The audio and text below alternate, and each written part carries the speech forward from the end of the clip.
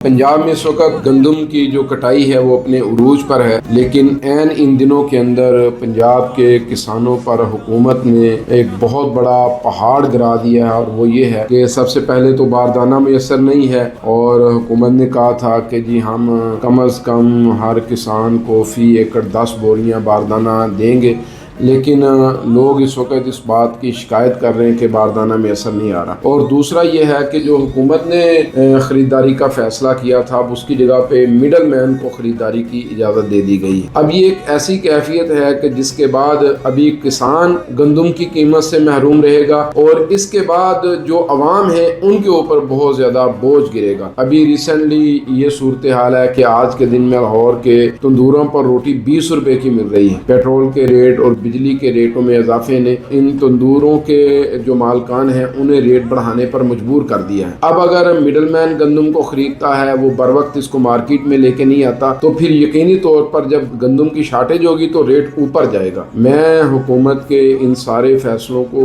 एक अजीब सूरत हाल में मुब्तला पा रहा हूँ कि हुकूमत ऐसे फैसले क्यों कर रही है। इसलिए हमारी दरख्वास्त है, माजी में भी हुकूमतें गंदम खरीदती रही हैं, एक एक दाना खरीदती रही हैं, हुकूमत बारदाना भी मुहैया करे और गंदम को भी खरीदे, और किसानों को पहले मौसम ने तोड़ के रख दिया, मजीद ना तोड़ें। हमारी दरख्वास्त है कि आप कौम के मुस्तकबिल की फ़िक्र करें, और किसानों के मुस्तकबिल को बचा के ही कौम का मुस्तकबिल बचाया जा सकता है।